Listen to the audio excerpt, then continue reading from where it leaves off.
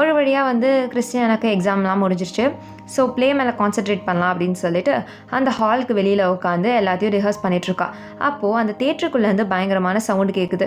என்னன்னு சொல்லிட்டு அந்த விண்டோ வழியாக பார்க்குறா. அதாவது அது ஒரு கிளாஸ் டோர் அப்படின்னு சொல்லிட்டு அது வந்து சீ த்ரூ தான். ஸோ அதனால் அது வழியாக பார்க்குறா. உள்ளே வந்து ஒயிட் ட்ரெஸ் போட்டுட்டு ஏதோ ஒரு லேடி ப்ளேவை வந்து நடத்திட்டுருக்கா. இதை பார்த்தோன்னே அப்படியே ஷாக்கில் பார்த்துக்கிட்டே இருக்கா. அந்த பொண்ணு தூரமாக நிற்கிறா. திடீர்னு பார்த்தா அந்த கிளாஸ் கிட்ட வரா. இதை பார்த்தோன்னே பயங்கரமாக பயந்து போகிறா. அந்த டைம்னு பார்த்து சாண்ட்ரா வரா.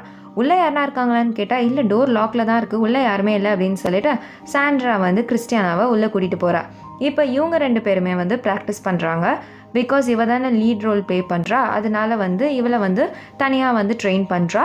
ஃபுல்லாக வந்து நம்ம சாண்ட்ரா தான் இந்த ப்ளேவை டைரக்ட் பண்ணுறா. இப்போ இவங்க 2 பேரும் ரிஹர்ஸ் பண்ணிகிட்ருக்காங்க. ரிஹர்சல் போயிட்டே இருக்கும் போது கிறிஸ்டியானா வந்து தூங்கிடுறா. அது தெரியாமல் சாண்ட்ரா பாட்டுக்கு ரிஹர்சல் பண்ணிகிட்ருக்கா. இப்போது கிறிஸ்டியானாவோட லைன்ஸை கிறிஸ்டியானா சொல்கிறதுக்கு பதிலாக அந்த தியேட்டர்லேருந்து ஒரு வியர்டான சவுண்டு வந்து சொல்லுது. ஃபஸ்ட்டு வந்து அது கிறிஸ்டியானா தான் சொல்கிறா அப்படின்னு நினச்சிக்கிட்டு இவளும் பார்க்குறா. ஆனால் அதுக்கப்புறம் தான் பார்க்குறா கிறிஸ்டியானா வந்து தூங்கிட்டுருக்கான்னு. அப்போது இவன் இந்த லைன்ஸை சொல்லணுன்னா வேறு யார் சொல்லியிருப்பா அப்படின்னு சொல்லிட்டு அந்த தியேட்டரையே சுற்றி முற்றி பார்க்குறா. அப்போ தான் தெரியுது இவ்வளோ நேரம்